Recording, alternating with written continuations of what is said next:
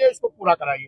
पीड़ित परिवार की बात सुनने के लिए श्रीमान जिलाधिकारी महोदय एवं पुलिस अधीक्षक महोदय को मौके पर आकर समस्या का समाधान करें। हम पीड़ित परिवार की जान माल की सुरक्षा किया जाए, सुरक्षा हेतु शस्त्र लाइसेंस दिया जाए। मृतक माया देवी पत्नी मिश्री लाल नामजद हत्यारों को 24 घंटे में गिरफ्तार किया जाए। पीड़ित के परिवार को एक सदस्य को नौकरी दिलाया जाए एवं शासन से 1 करोड़ रुपया दिलाया जाए। पीड़ित परिवारों को वर्षों पुरानी बुजुर्गी की जमीन घर के सामने को तत्काल कब्जा दिलाया जाए। हत्या अभियुक्तों के विरुद्ध शासन के मंशा के अनुसार उनके मकान पर बुलडोजर चलाया जाए। पीड़ित परिवार को न्याय दिलाया जाए। पीड़ित भूमिहीन परिवार को 5 बीघे कृषि योग्य जमीन का एक पट्टा दिलाया जाए। ये इनकी मांग है परिवार की।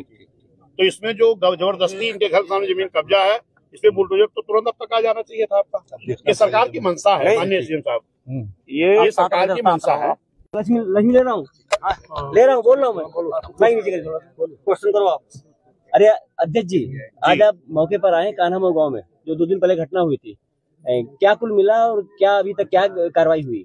देखिए, माननीय बहन जी के संज्ञान में मामला जैसे ही आया, बहुजन समाज पार्टी के राष्ट्रीय अध्यक्ष माननीय बहन जी के निर्देश पर यहाँ बहुजन समाज पार्टी का प्रतिनिधिमंडल आया है। हमारे साथ में पूर्व में राज्यसभा लोकसभा सांसद रहे माननीय घनश्याम चंद्र खरवार जी हैं, हमारे कोऑर्डिनेटर है माननीय विनय कश्यप जी हैं, हमारे मौजीलाल जी हैं, इधर राकेश जी हैं, जो भी हमारे इधर के जिम्मेदार साथी थे पार्टी के, मंडल जिले के सभी लोग आए हैं। और हम लोगों ने जो देख रहे हैं इस वक्त पूरे उत्तर प्रदेश में जंगल राज कायम है, आम जनता दहशत में है, सहमी हुई है। खास तौर पर मैं देख रहा हूं कि SC, ST, OBC मुस्लिम समाज के ऊपर लगातार अत्याचार हो रहा है। आज इस गांव में आपने देखे हैं, ये गांव है आपका कान्हामऊ।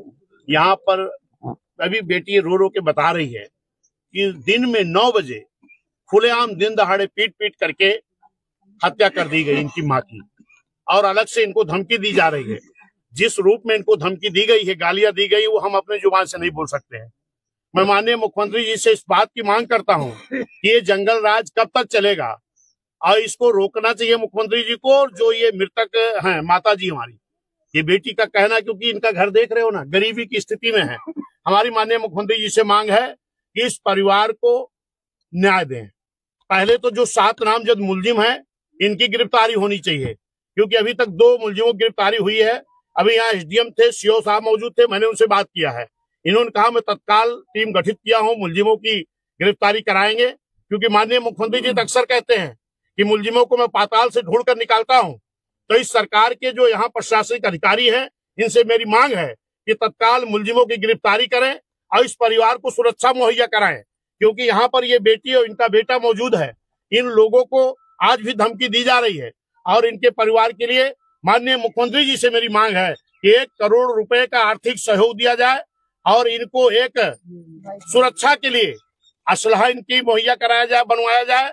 और इनके, क्योंकि ये माँ कमाती थी, भले बुजुर्ग थी, भैंस चराती थी, गाय रखी थी, जानवर जो इनके थे, जानवर चराने गए थे बेटा ना, ये परिवार की देखभाल करती थी, आज इस दुनिया में नहीं है। अध्यक्ष, परिवार की क्या क्या मांग है? मेरी मांग है, परिवार की मांग है कि इनको 1 करोड़ रुपए की आर्थिक सहायता दी जाए, इनको सुरक्षा के लिए एक असलहा की व्यवस्था की जाए और इनके बेटे को सरकारी नौकरी दी जाए। इनकी तरफ से कोई मांग पत्र लिखा गया? हाँ, निश्चित है कि इनकी तरफ से ये मांग पत्र है जो इन्होंने लिखा है। इस मांग पत्र को लिखा है इनके बच्चों ने। ये उनकी बेटी है, इनका ये बेटा है। क्या भाई हो बेटा? तो 2 भाई है।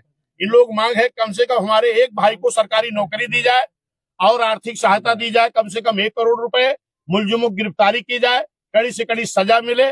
और जो इनका विवाद है, जिस विवाद के नाते लोग जबरदस्ती दिन दहाड़े हत्या किए हैं, अभी SDM साहब से हमने बात किया है, इस विवाद को त्वरित सॉल्व किया जाए। क्या भूमि का निस्तारण SDM साहब ने क्या आश्वासन दिया? SDM साहब ने कहा कि अब तत्काल इसको कराएंगे और अगर निस्तारण नहीं होता है तो माननीय बहन जी के निर्देश को लेकर के हम इस लड़ाई को पूरा आर पार लड़ेंगे, इस परिवार को न्याय दिलाएंगे। सर कहते हैं कि अगर न्याय देर से मिलता है तो भी अन्याय बराबर होता है। सर निश्चित है, ये अन्याय है।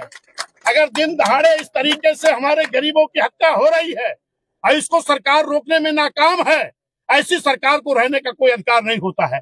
आज मैं देख रहा हूँ पूरे उत्तर प्रदेश में, चाहे कौशाम्बी में हुआ, एक बेटी के साथ एक रेप हुआ था, हत्या होता, उसके बाद मुलजिम रिहा कर दिया जाता है। बड़े बड़े मंत्रियों के दबाव में अभी आपके बांदा में एक 3 साल की बेटी के साथ रेप करके हत्या कर दी जाती है। आज हमारी मां की एक हत्या कर दी गई दिन दहाड़े। क्या हो रहा है? क्या कर रहे हैं माननीय मुख्यमंत्री जी? खाली अपनी फर्जी पीठ थपथपाते हैं कि आतंक खत्म हो गया, गुंडे खत्म हो गए, लेकिन लगातार गरीबों के ऊपर अत्याचार हो रहा है। इस अत्याचार को माननीय मुख्यमंत्री अगर परिवार को न्याय नहीं मिल पाएगा तो आप लोग आगे क्या न्याय नहीं मिलेगा तो बहुजन समाज पार्टी के नेता माननीय बहन जी के निर्देश